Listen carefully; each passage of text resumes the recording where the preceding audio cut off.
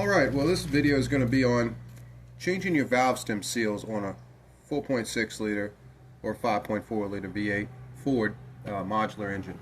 This engine right here I think is an 04 model.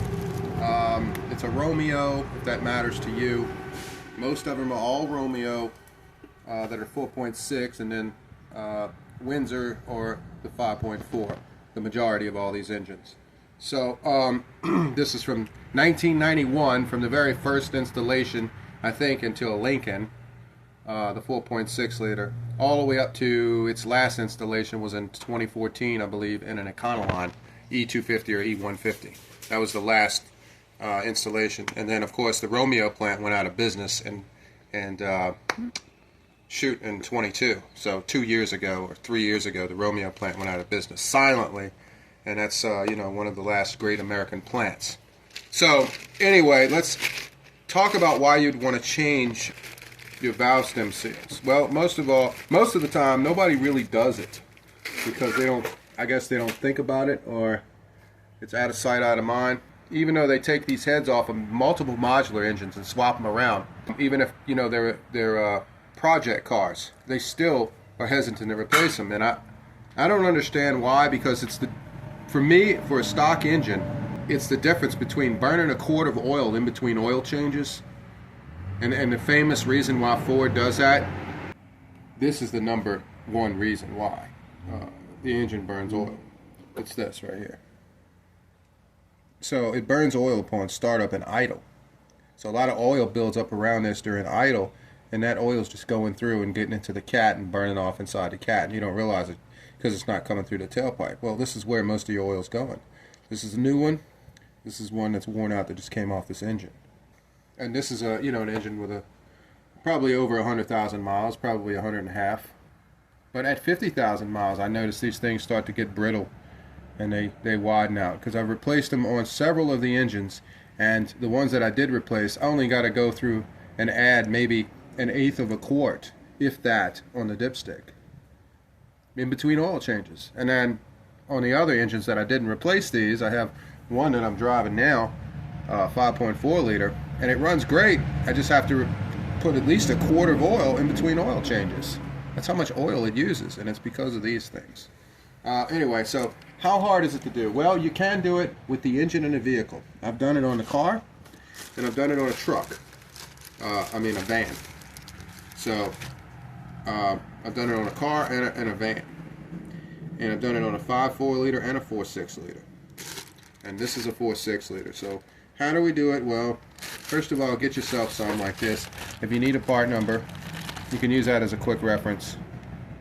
That is going to lead you to probably Summit Racing or one of those for Felpro set of these jokers, valve stem seals. And so Felpro brand, whatever brand you want to use. I've used the Felpro and another brand. They both work the same. Let's see. So I've taken the valve cover off. You can do this in the vehicle, like I said, and I'm doing it while it's out the vehicle because I'm doing something. I'm swapping this engine in for another engine that's in a vehicle that's bad. This is a junkyard engine. So before I put it in there, I want to stop it from burning oil. Get, you know, the best chance it can to run good. We are going to go with, let's see, we've done this one, this one, this one, and this one, 5 of them. And I marked them with chalk up here. It's kind of difficult to do by yourself, but you can do it. I've done all of these by myself, except for the last one, the 5th one, I had someone help me with. So here's what you need, right? Okay, take note of the tools that I'm using in the video, because this is what I find works best. Here's the OEM tool, which is just a spring compressor for this engine, for this style of engine, for this and the 5.4, 4.6, 5.4, and probably work for the 6.8 liter too, the V10. But that's your part number, 2443 OEM tools, and it's a spring compressor. I can't remember what I paid for it. I bought it a couple years ago to do my engines. And you put it on a ratchet, and this is going to be kind of a pain in the butt. It's going to want to slip here and there, but get a load of how this works. Watch. Come over here, camera guy. Goes underneath the cam like that. And the cam holds it. If you notice, my lobe is not in the best place, but it's okay. Now, and it goes down like that, and it presses on the valve, on the spring. And then you push down, and it obviously relieves the valve. Now, it works best if you put the ratchet as close to the head as possible, right here, like this, instead of the ratchet way up, because that diverts your attention to make it slip off. You want to kind of keep it even like this, the ratchet. Now, you push down, and look over here. Come up here, camera guy. Okay, here's the rocker arm. First thing you want to do is push down on the rocker arm. Push down on the valve deal. Grab the rocker arm like this and knock it that way off. And then you can pull the rocker arm out of the way. Remove your tool, your rock. This is the hardest one because I'm in an enclosed space here. That's okay. These are the in ones. And I'm glad I'm going to do this one on video for you. Alright, back up, camera. Okay, so here's your roller rocker. Put that off to the side. Oh, let me show you before you begin doing this in the first place.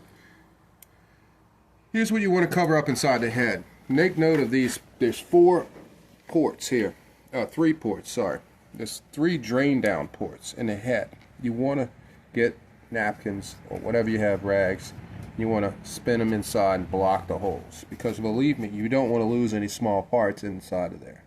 Okay, so cover those 3 ports, those drain down ports. Okay, so we got the rocker arm off using this tool. Now we're gonna, if you look down here, we're gonna get these keepers off with this tool. Okay, now you can use this, like I said, underneath the hood. It might work better if you can put your body on top of the tool. In other words, work above all of this instead of on the side of it like I am.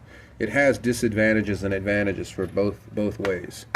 And obviously it has an advantage for the engine being out. You don't have all the other things in the way. But you're working in a tight space inside the head no matter what you're doing. So don't be intimidated by it. And you're going to have a lot of patience to do this, believe me. It took me about an hour and a half to do 5. Of course, I'm still trying to get all the things right. Now, you can come over here, cameraman, so people can see what's going on. Okay, see in there? Alright, good. Now, I'm going to push down on that, see? I'm relieving those keepers, right? Okay. Now, tools, pay attention to. First thing I got is a long flathead. You don't have to have a flathead. You can have like a pick or something like that. Just something so you can disturb those keepers. And another thing you're going to need is a magnet like this. Right? One of those long telescopical magnets. Mechanics magnet. Look, watch what I'm doing. Okay, I'm disturbing the keeper. See that? Now you can either knock them both down, or you can pull them out with the magnet, one of the two. I just knocked them down. Now I'm going to relieve it. Alright. Put your tool off to the side here. Watch. Let me get my keepers. Alright, look, magnet sucked up both keepers. Alright, let's put them over here by the rocker arm. We're only doing one at a time because we don't want to mix up rockers and lash adjusters and all that, okay? And springs. Now, we're going to pull the spring off. You'll see here. Back up, cameraman. Look, see the spring? The spring is combed, so the wide ring goes down. The narrow ring goes into your end right here for your washer where your keepers go, right? And they go in there like that. Alright. So there's your spring, that's out. Now, also we have the intake off this engine, so we have it covered up here. The lash adjuster, okay? This is, you don't have to do this, but I do it. I check my lash adjuster. I'll take it. And a lot of the time, this is called a lifter on a regular engine. This is a modular engine. This is a different overhead cam engine, so this is considered a lash adjuster. Okay.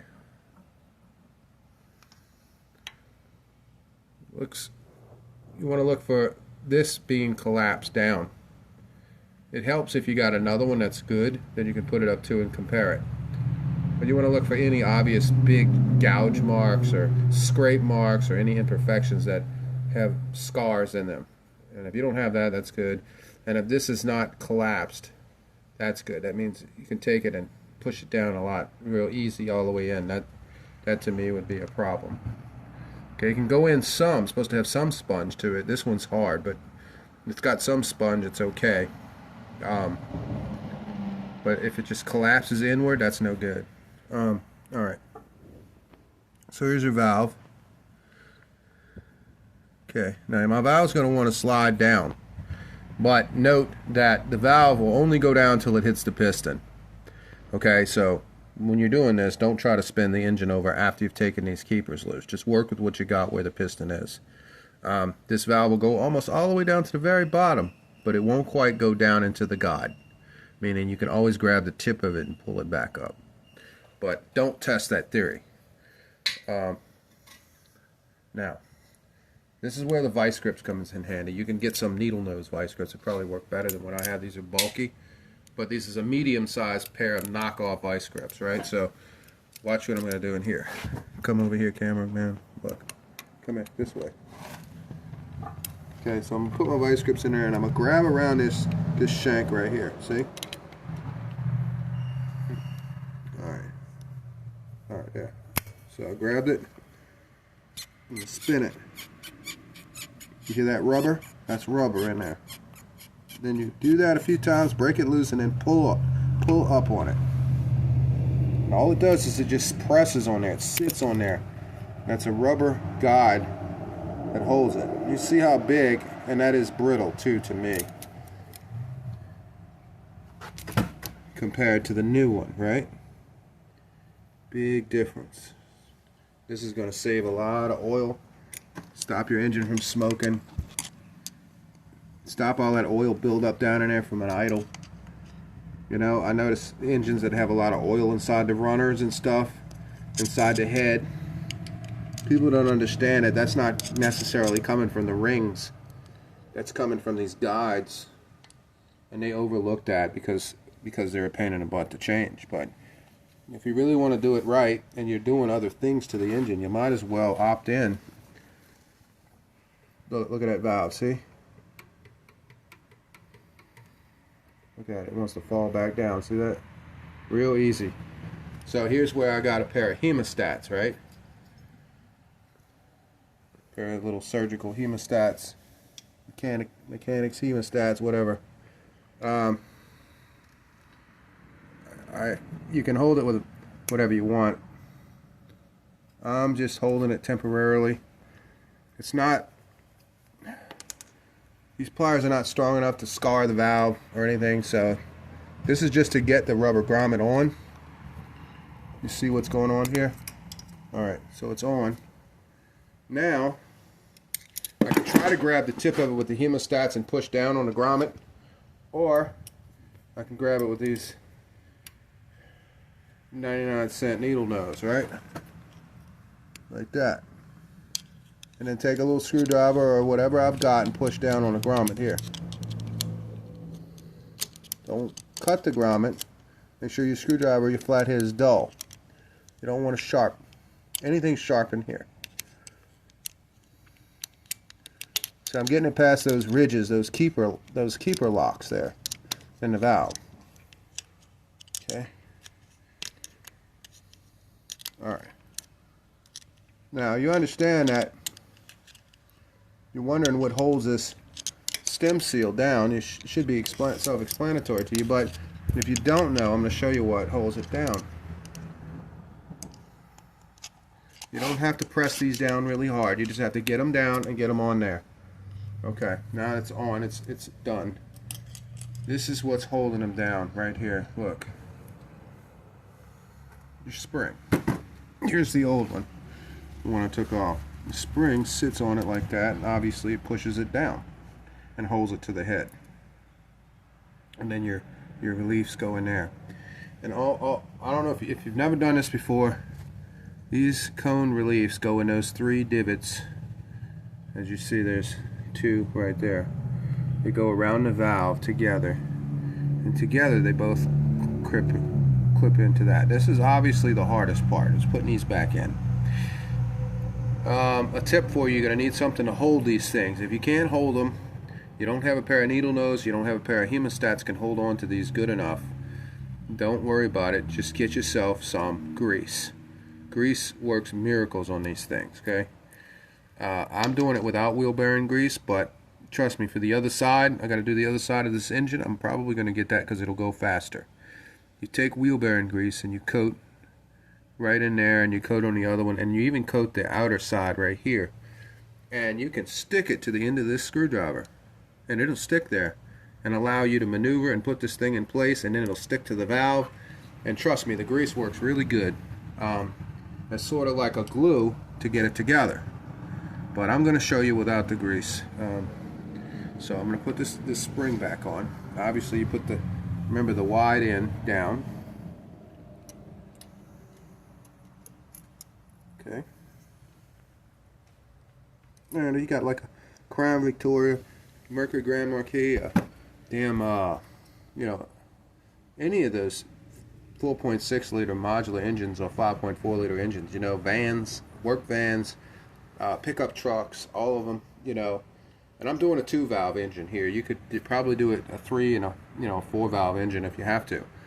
Changing these, I wouldn't want to be you if you have to do 4 valves. I'm just a pain in the butt per cylinder. But this is a 2-valve engine, and this works fine for this. You might have to get another different type of spring compressor for a 4-valve engine, but I'm not sure. Let's see.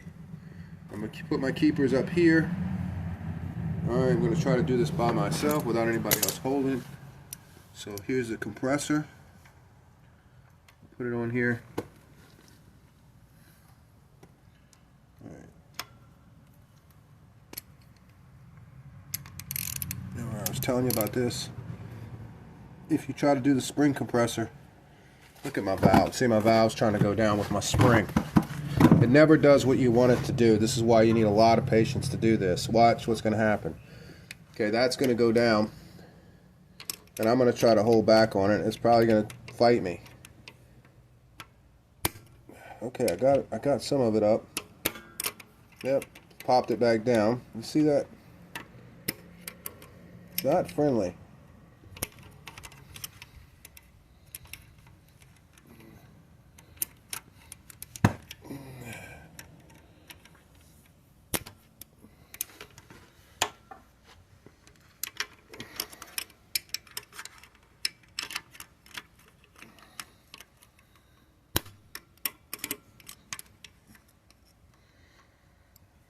Okay, I'm going to move my spring compressor over a little bit there.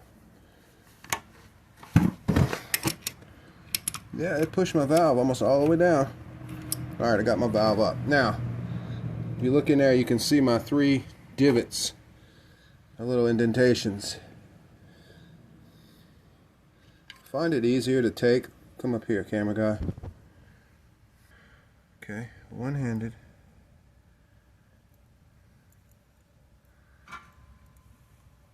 And it goes wrong all the time. Sometimes I have to do this 3 or 4 times as the spring compressor will slip off a whole bunch of times. And it's just a pain in the butt, but it's rewarding if you can get it done. I'm going to hold this clip. Look. So what I did, I dropped it on accident, but on purpose. I'm pushing it down with my hand. I'm letting go a little bit of my spring. Okay, so what I did? Okay, I let go a little bit of my spring, and I got my keeper in there at the bottom. Look, I'm gonna take this keeper, and I'm working with one hand and one hand on the spring to show you that you can do this by yourself. You just have to have a shit ton of patience. I mean, I know how y'all people, today, young people today like a challenge, so let this challenge you. Like, okay. Try to push down on it. Oh, there we go. That's where the grease comes in handy, folks. Alright. Got some grease. We're going to try it this way with grease. Okay, so we've got some red grease on a stick. We're going to take a little bit of grease and put some on the keeper right here. Alright. Alright, there we go.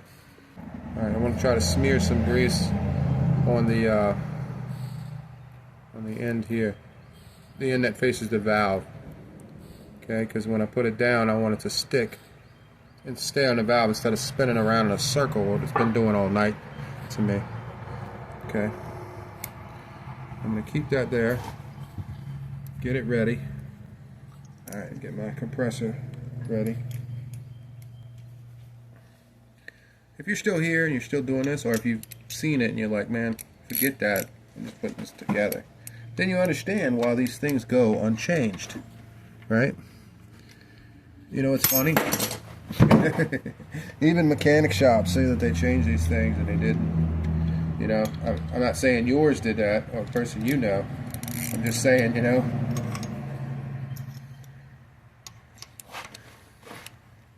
I wouldn't be a bit surprised if there's lots of mechanic shops that opt in for telling you they did this, but they did, you know, or they just casually write it on the bill that they did do this, and they didn't, because it's a pain in the butt. They could obviously take the cam out, right? You could undo all this and take the cam out, but I don't know if you'd want to do that with the engine in the vehicle, and that's a big pain in the butt. Alright, keeper's in the right direction, narrow in down.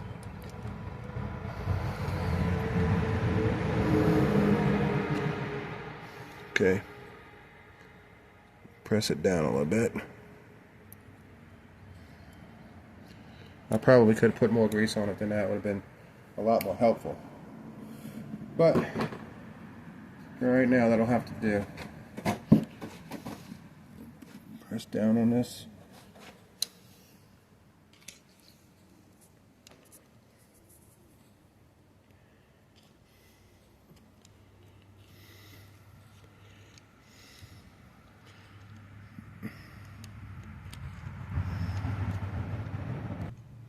Now off camera, come on here, be done. It wants to show off because it's on camera. It wants to show that it can beat me, can beat you. It wants to show you that you can't do it because it's a damn conspiracy. Just kidding. Got it. Look at that. See? And that's just 1 out of 16 for a 2-valve engine. So I understand why you wouldn't want to replace that. And then, of course, your spring compressor falls off again. Get used to that. It might be easier with the engine inside the vehicle because you're probably pressing down on it. Probably smashing things inside your engine compartment you shouldn't be crushing with your chest. And you probably have all these little marks all over your chest from how long you've been sitting there trying to fumble with this thing. But look at that. It's on there, and it's on there good, and now your valve doesn't want to go down. That's what I was saying. It never cooperates. Here, back up a little bit, cameraman.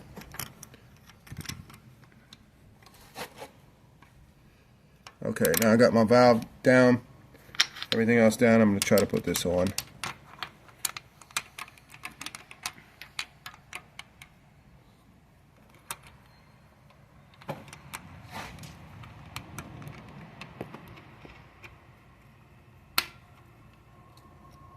There we go.